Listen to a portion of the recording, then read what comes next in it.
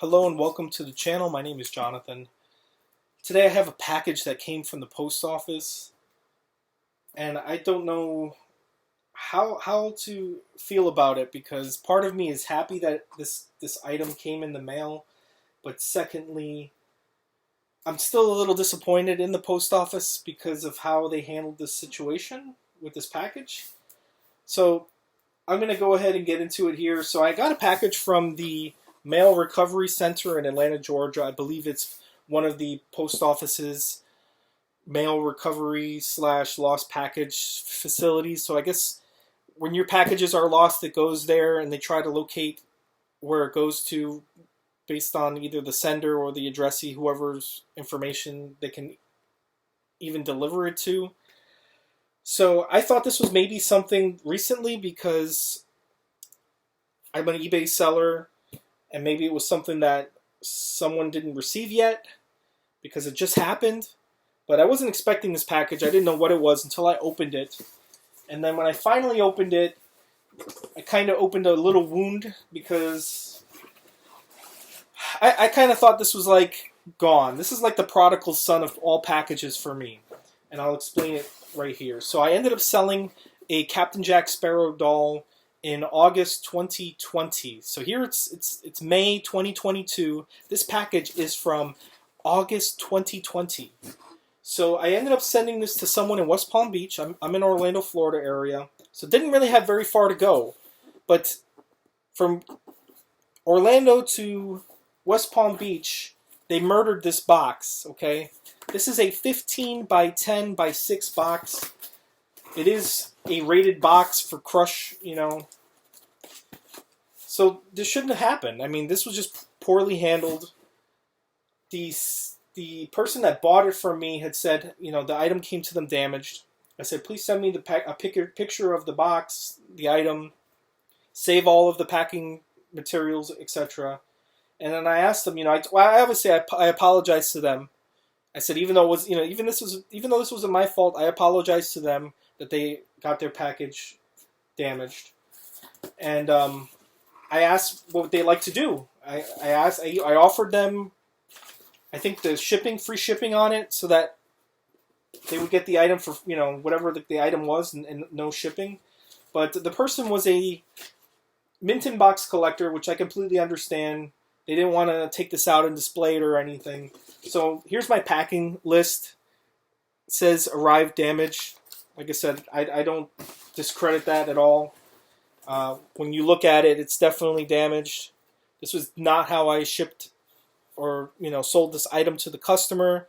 Still brand new in the box. I'm not going to be able to get the full value of what I originally sold this for. So that's okay, I guess. So whole story behind this is I ended up submitting online to the post office all the documents that they required. Tracking number, the value of the item, pictures of the damage, and I was told that I needed to bring this actually to, I think this is it right here. In response to the insurance claim for missing contents or damaged items, they wanted me to bring this letter along with the packaging and everything for inspection within 20 days, or my claim may be denied, okay? So this is all copies that were in the actual box. This isn't my original paperwork. So I did exactly what they had asked me to.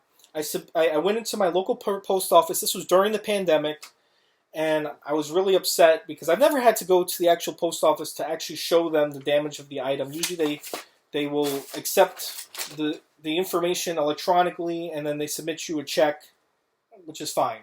But I had to go in. The lady that was there, I think she was a manager, she said, okay, your claim is substantiated.